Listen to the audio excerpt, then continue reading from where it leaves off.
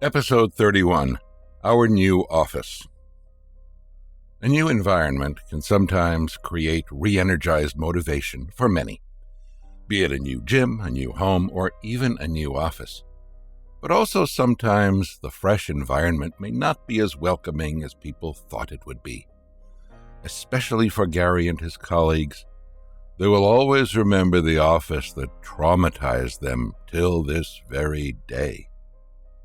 At the start, it was the moment that Gary and his colleagues had been waiting for. They had long waited for an office change, as the current one was dull and was a long way from home. So when they finally arrived at their new single-story office building, they were glad to see that it was along the main road instead of being hidden deep into an alleyway like the previous office.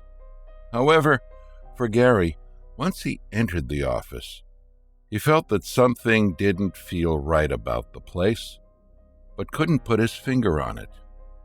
But as he didn't want to ruin everyone's excitement, Gary decided to keep his thoughts to himself. Gary cleaned up his desk and began decorating it. Once done, Gary asked one of his colleagues, Lisa, to explore the back area together where there was a small garden. The place was green, filled with small bushes and flowers. But somehow, Gary was more uncomfortable in the garden compared to the office area at the front. He felt as though someone was watching his every move. But just when Gary thought that it was just him feeling that way, Lisa then turned to Gary and whispered, "Do you feel that? I feel like there's something watching us. And look, I'm having goosebumps on my forearms." I thought I was the only one who felt it. I mean, the place looks nice, but as soon as I stepped inside, something just doesn't feel right, said Gary. We're not the only ones who are feeling this way, you know. Heather was telling me also that she didn't feel good about this place, said Lisa. Trying to stay positive, Gary said, I hope it's just us trying to adapt to a new place and we'll get more used to it eventually. The two colleagues walked back to the office area at the front and continued their work. Later that evening, as his colleagues were all about to leave the office, Lisa asked Gary, Hey, you're not leaving yet. We're all going off already. Oh, it's all right. I just need to settle a couple more things before I leave. You guys can go ahead first, said Gary. Gary continued his work, and little did he realize that it was now 8 p.m., and he was alone in the new office. Just as he was about to complete his work, he remembered that he had left his file at the back garden when he was exploring it with Lisa earlier. So Gary entered the garden and tried searching for it. But once he was there, Gary again felt the very uncomfortable feeling he had earlier in the day. This time, Gary knew that on his right, behind the window that led to the washroom, he could sense that someone was there watching him. Just as Gary was avoiding looking to his right, he saw his file on the bench to his left. Gary quickly took it and brought it back to the office where the eeriness slightly faded, even though he still felt uncomfortable. Gary quickly sent the email that he had already prepared, packed his stuff, and left the office. The next day, Gary told Lisa about it, and she agreed that the discomfort can be felt strongly at the garden. Later that evening, Gary no longer wanted to be the last one leaving the office, so he left together with Lisa and Heather. Right at the bus stop, Heather suddenly said, Oh, crap. I think I left my wallet at my desk. You guys go ahead first. I'll go back to grab it.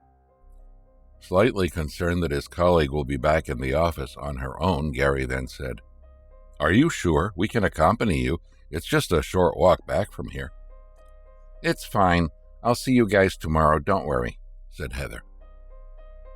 Okay, but text us when you're back home, said Lisa. Heather then walked back to the office, and as she opened the front door, she immediately sensed that someone was watching her. As it was already 7 p.m., Heather was nervous, so she knew that she needed to quickly grab her wallet and leave the office immediately. Heather went to her desk and tried to look for her wallet, but couldn't find it. She then lifted a stack of paper on her table, and her wallet flew from within the stack and it flung backwards. Her wallet fell on the floor near the door that led to the garden.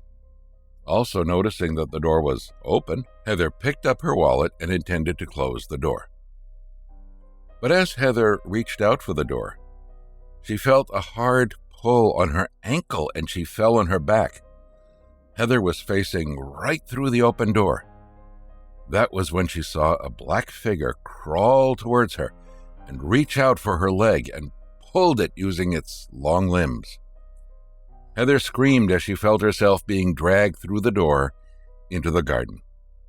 Heather continued screaming in terror as she was being pulled.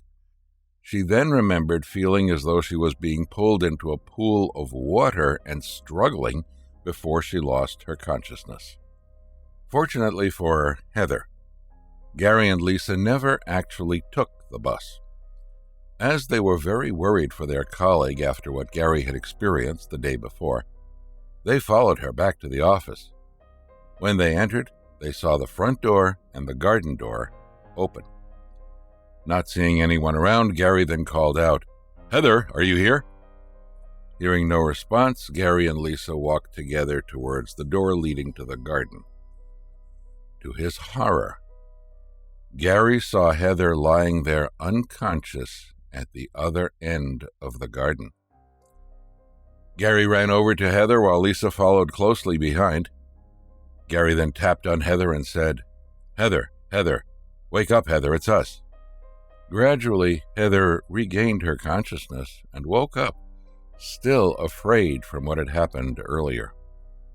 Gary and Lisa helped Heather up, and as they felt unsafe to be there, Gary and Lisa brought Heather out of the office immediately. Instead of going home, they went to a late-night cafe as Heather shared about what she had experienced. As they felt that the situation was getting dangerous, the three of them called their boss and eventually did a conference call with the rest of their colleagues. During the call, to Gary, Lisa, and Heather's surprise, the other colleagues, including their boss, agreed about the eeriness that all of them felt in the office. So they all agreed to engage a spiritual healer the following day just to be safe. The next morning, all the staff came into the office together with the spiritual healer. The healer told them that once the prayers began, no one should run away no matter how intense the disturbances would be. After they had moved aside their office furniture and formed a circle right in the middle of the office and sat down, the healer started his prayers. Almost immediately, a figure in white cloth appeared near the window. Unlike those spirits that were hidden or came out only when someone is alone, this spirit was a fierce one, as it showed itself in front of the staff members while in broad daylight. It floated up and down and banged its head against the window several times. One by one, the staff members began seeing the spirits, which led to some of them letting out silent shrieks, terrified at the sight of it. After continuing with more prayers, what the healer said next shocked everyone in the room. "Don't be afraid of the figure in white. That is not what you should be worried about." Not exactly sure what it meant, Gary then asked, "What do you mean, sir? Is there something else that we should be worried about?" "Yes. The white spirit is trying to warn you of the dark spirit in the garden. The one that pulled you in, Heather. That's the one that we need to be wary of. But stay calm and stay strong, and it can never harm you," said the healer. Just as he said that, the black spirit creeped up from the garden door and crawled right up towards the office area. It growled and just watched as the healer's prayers got louder. Suddenly, the healer got up and walked towards the black spirit as it seemed frightened and crawled backwards into the garden. The healer then entered the garden and closed the door. The staff members could now no longer see what was going on, as all they heard was the healer shouting prayers while the black spirit growled before finally going mute. The staff members were nervous about what was going on, but shortly after, the healer suddenly reappeared from behind the door and said, "Okay, it's gone now, but we must call the police."